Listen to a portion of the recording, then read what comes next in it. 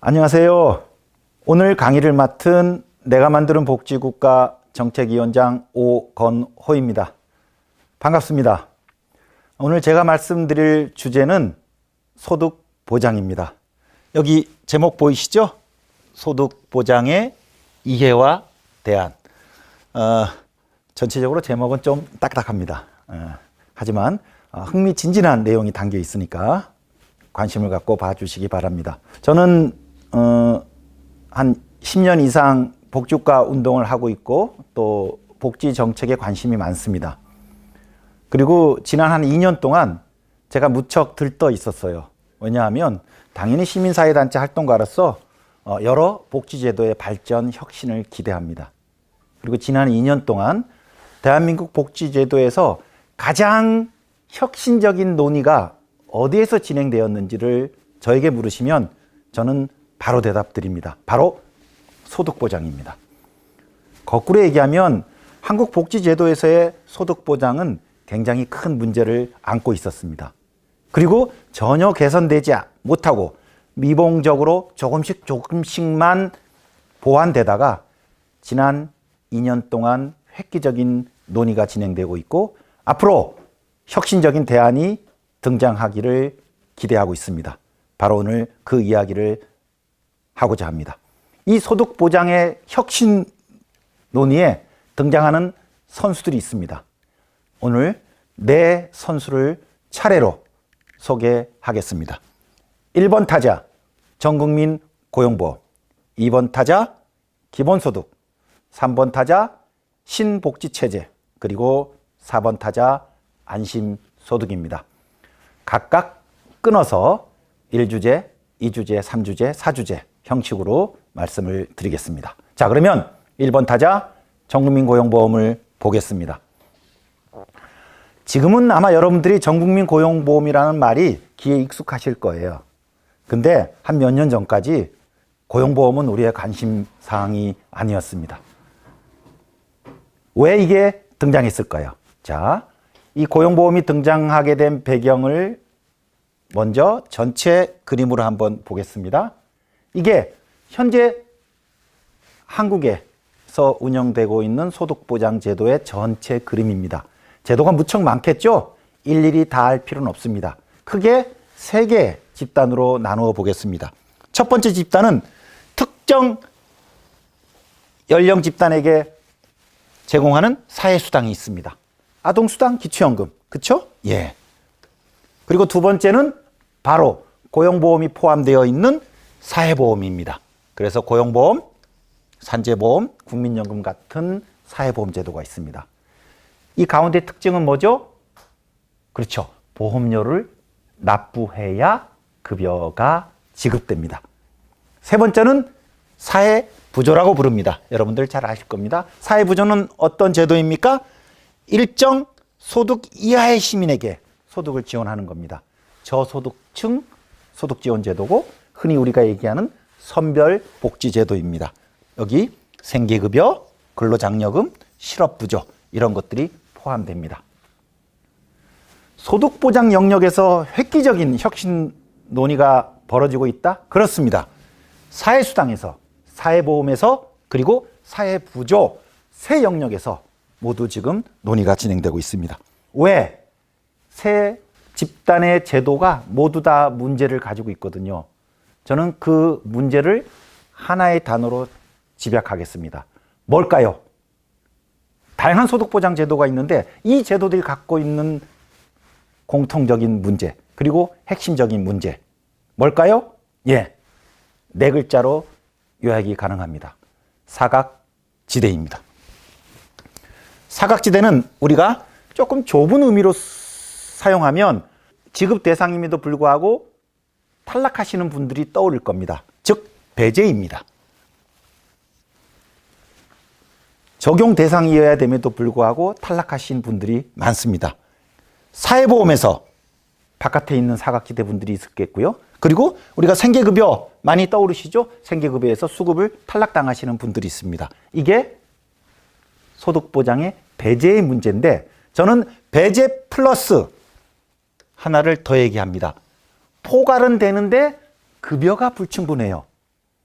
그러면 형식적으로는 생계급여를 받지만 10만 원, 20만 원 받아서 그게 적절한 생계를 유지할 수 없는 거 아닙니까? 그래서 조금 넓은 의미의 광의의 의미로는 이 불충분 문제까지도 사각지대에 포괄될 수 있습니다. 자, 그래서 우리나라 소득보장제도의 핵심 문제는 사각지대로 집약되는데 사각지대는 두 가지 형태를 띱니다.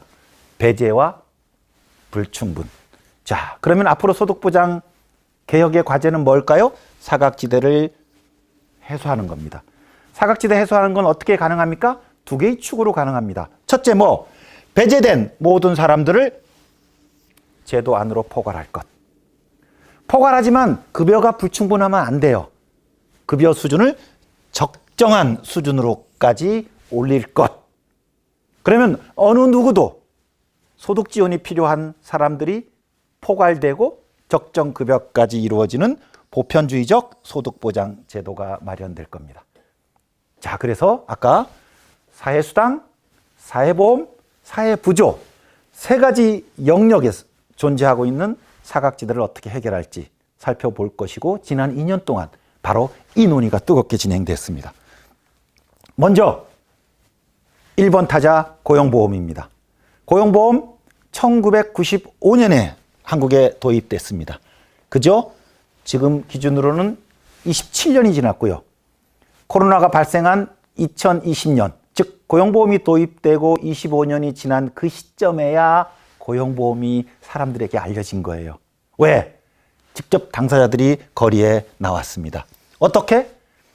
코로나로 소득이 끊겨서 누구보다도 실업급여가 절실한데 아예 처음부터 고용보험 바깥에 있었던 거예요. 이 문제가 알려진 겁니다. 그래서 모든 취업자를 위한 소득 안전망으로 전 국민 고용보험을 만들자. 이런 요구가 분출되기 시작한 겁니다. 사실 고용보험 문제만은 아닙니다. 사회보험에서. 어떻게? 우리가 노동자들을 크게 정규직과 비정규직으로 나누면요.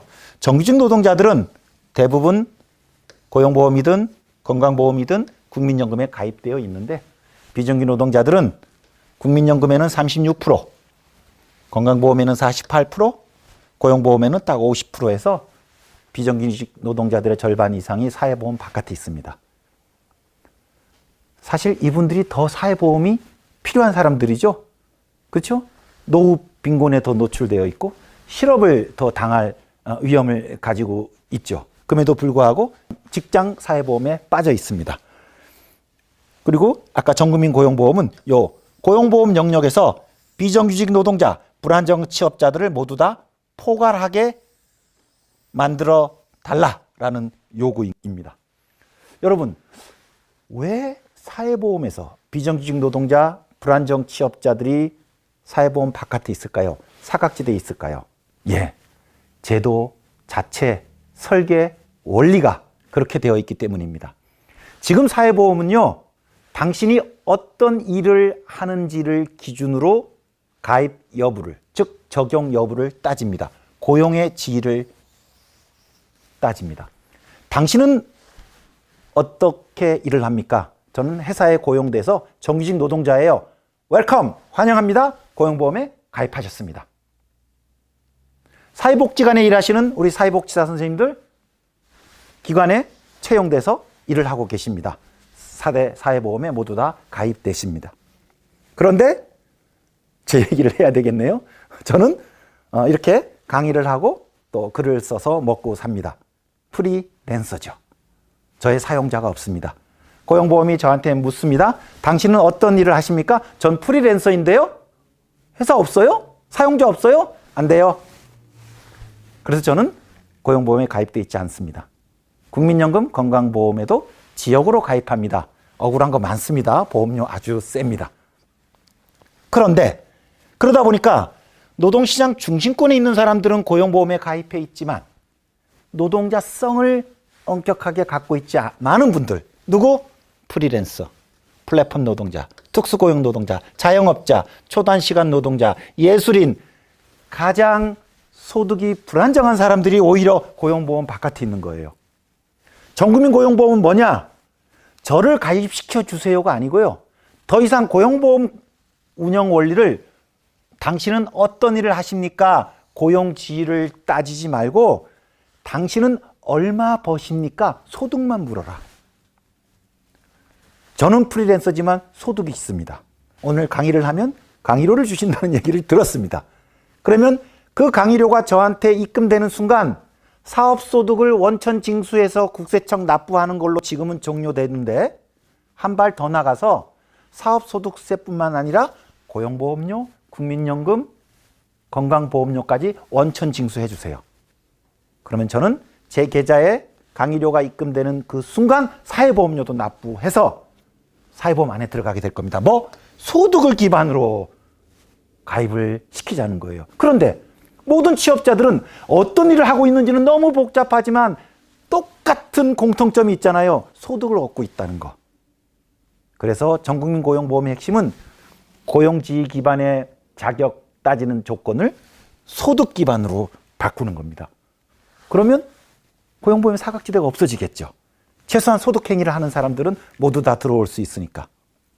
그래서 지금 정부가 지금은 임금 노동자 중심으로만 운영되고 있는 걸 예술인, 특수고용 노동자 지금 여기까지 진행됐습니다. 앞으로 플랫폼, 프리랜서, 영세, 자영업자까지 다 포괄하겠다는 목표를 가지고 있습니다. 언제까지?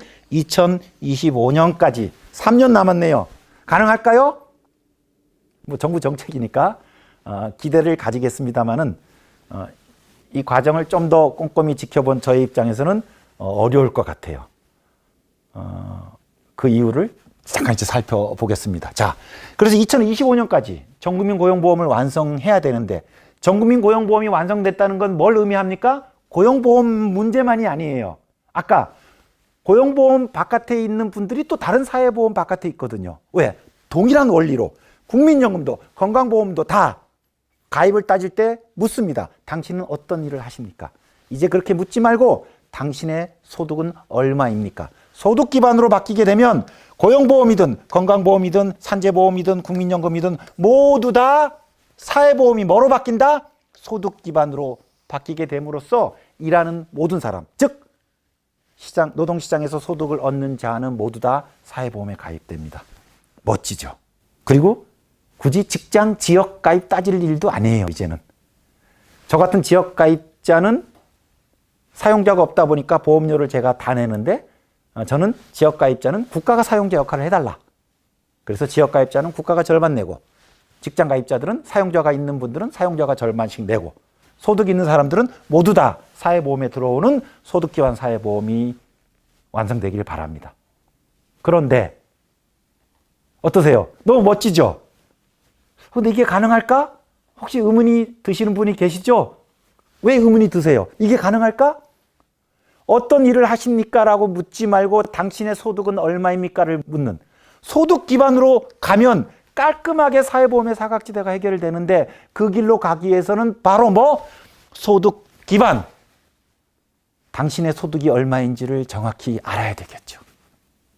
그래서 이 전국민 고용보험, 전체 사회보험이 소득 기반으로 전환되기 위해서는 넘어야 될 아주 큰 산이 있습니다.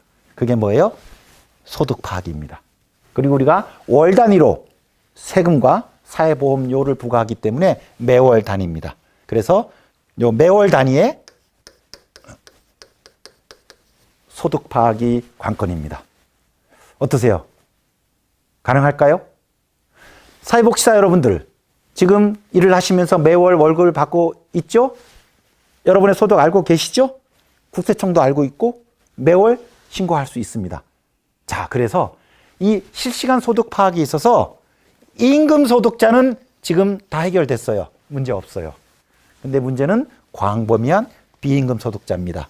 여기에는 특수고용 노동자, 플랫폼 노동자, 프리랜서, 자영업자들이 포괄됩니다. 지구상에 매월 단위로 소득을 파악하는 국가가 있을까요? 없습니다. 역시 다른 나라들도 임금 소득자는 파악하지만 규모는 다릅니다만 다른 나라들도 다 비임금 소득자들이 있는데 비임금 소득자들의 소득을 매월 단위로 파악하는 데는 없습니다. 왜냐? 비임금 소득자들은 처음에는 매출로 발생하거든요. 그리고 여기입니다. 경비를 빼야 됩니다. 근데 경비를 매월 책정할 수 없거든요. 그래서 불가피하게 다음 해 종합소득 신고할 때 비로소 전년도 소득이 확정됩니다. 그게 종합소득 신고죠. 저의 올해 소득은요, 지금 모릅니다. 저도 정확히 모르고 국세청도 모르고 내년 5월 종합소득 신고할 때 올해의 소득을 제가 알게 되는 거예요. 그러니까 제가 올해 지금 이번 달 2월 달 보험료를 어떤 소득을 기준으로 납부할지를 제가 알 수가 없습니다. 아, 전국민 고용보험이 안 되겠구나. 아, 2025년까지 정부가 달성한다는데 어렵겠구나. 그래서 많은 분들이 머리를 싸매고 논의한 결과 이런 방식의 해법을 제시하고 있습니다. 그게 바로 소득 추계 모형인데요. 이 비임금 소득자들은 매출은 파악이 됩니다. 왜? 한국은 지구상에서 가장 많이 광범위하게 매출 자료를 갖고 있는 나라예요. 뭐 때문에? 신용카드 사용 때문에, 현금 영수증 사용 때문에. 그래서 매출이 잡혀요. 매출만 잡히면 그 다음부터는 약간 행정적, 기술적 작업입니다. 왜냐하면 국세청이 갖고 있는 경험적 수치들이 있거든요. 매출이 잡히면 저의 어떤 지역에 사는 사람이 어떤 업종에서 매출을 얼마 올리면 평균 경비가 어느 정도 들더라라는 잠정 경비를 설정해서 그달 매출의 잠정 경비율을 곱하면 잠정 소득이 나옵니다. 그리고 잠정 소득 기준으로 소득세와 사회보험료를 부과합니다. 물론 이게 확정 소득은 아닙니다. 다음에 종합소득 신고 때 정산하면 됩니다. 처음에는 실제 소득과 잠정 사업 소득 간의 차이가 좀 있겠지만 이것이 반복되다 보면 상당히 수렴할 거라고 봅니다. 그래서 지금 조세를 연구하시는 국책연구기관이나 국세청에서도 지금 국세청이 이 자료를 적극적으로 활용하고 있지는 않은데 마음 먹고 활용하면 상당히 근접할 수 있다는 겁니다. 그렇게 되면 그리고 뒤에 정산을 하기 때문에 임금소득자든 비임금소득자든 모두 다 매월 단위로 소득세와 사회보험료를 부과하는 게 가능해집니다. 뭐? 소득 기반으로 사회보험을 운영할 수 있다는 겁니다. 이렇게만 되면 어떤 일이 벌어지느냐? 한국 소득보장 영역에서 혁명적인 전환이 이루어집니다. 자, 실시간 소득 파악, 매월 단위의 소득 파악이 되면 어떤 일이 벌어질까요? 처음에 우리가 코로나를 맞이해서 얼마나 논쟁을 많이 했습니까? 추경을 몇 번 했는지 모르겠어요. 모두한테 다 주자. 일부 계층한테만 주자. 자영업자를 지원해야 되는데 누가 피해를 많이 입었는지 알 수가 없잖아요. 그래서 우왕좌왕 논쟁을 많이 했는데 매월 소득 파악이 되면 어떻게 됩니까? 지난달, 지지난달에 비해서 저의 매출이 얼마큼 줄었는지가 파악이 되고 그거에 따라 손실액이 파악이 되기 때문에 정책적 목표에 따라 어떤 때는 누구한테 다 줄 수도 있고 맞춤형으로 대상을 선택할 수 있습니다. 그래서 항상 여러 위기적 상황을 맞을 때 이런 맞춤형 긴급지원 제도가 가능합니다. 사회보험 당연히 사각지대가 해소됩니다. 그리고 또 하나의 덤의 효과가 있어요. 바로 사회부조입니다. 사회부조는 저소득계층의 소득보장제도인데 지금 저소득계층의 소득 파악이 제대로 안 돼 있어요. 그러다 보니까 사회보조를 운영할 때 정부가 굉장히 엄격히 합니다. 왜냐하면 그 안에서 형평성 논란이 생길까 봐. 그리고 확실하게 파악되는 객관적 수치인 재산을 무리하게 가져와요. 그러다 보니까 사회부조 운영에 굉장히 왜곡이 발생합니다. 억울한 사각지대가 많이 생기는데 이 사회부조에서도 촘촘한 소득 파악을 기초로 한 맞춤형 소득 보장이 가능합니다. 뭘로? 이 실시간 소득 파악만 이루어지면. 자, 1주제를 정리해 드리겠습니다. 시작은 전국민 고용보험으로 했는데요. 전국민 고용보험이 되면 당연히 4대 사회보험 모두의 전국민 사회보험이 되는데 그걸로 끝나는 게 아니구나. 실시간 소득 파악이라는 과제가 하나 남아있구나. 강의를 하는 저는 실시간 소득 파악이 한국에서 가능할 거라고 봅니다. 지구상에서 실시간 소득 파악을 이룬다면 지구상에서 어떤 나라가 될 것이냐? 한국입니다. 왜? 비임금 소득자들의 매출 자료를 한국만큼 가진 나라가 없기 때문입니다. 그리고 이 실시간 소득 파악에 기초해서 소득 보장이 이루어지면 기존의 소득 보장 제도의 혁명적인 전환이 이루어집니다. 서구 복지 국가도 이루지 못한, 지금 서구 복지 국가들도 소득 보장의 사각지대를 가지고 있거든요. 그래서 제가 이런 얘기까지도 한번 해보고 싶어요. 실시간 소득 파악 기초에서 한국이 최초로 완전한 소득 파악과 소득 보장이 이루어진다면 20세기 복지국가의 소득 보장과 질적으로 다른 새로운 모델이 됩니다. 그래서 20세기에는 우리가 복지국가 모델을 스웨덴으로 설정하고 스웨덴을 따라가는 그런 기대를 가졌다면 실시간 소득 파악과 이러한 소득 파악에 기초한 소득 보장의 사각지대가 없어진다면 아마 많은 나라들이 소득 보장에 있어서 한국을 따라가자, 이런 기대와 운동이 펼쳐질지도 모릅니다. 1강의 과제가 남죠. 실시간 소득 파악. 여러분들 이제 대통령 선거가 끝나고 차기 정부에서 이 실시간 소득 파악 작업을 얼마나 치밀하고 강력하게 추진하는지 지켜보시기 바랍니다. 그리고 그 추진 실적만큼 소득 보장의 변화도 이루어질 것입니다. 자, 그러면 1번 타자 1주제 정민고용보험은 여기서 마치고요. 잠시 후에 다시 2주제 기본소득으로 넘어가겠습니다. 예, 고맙습니다.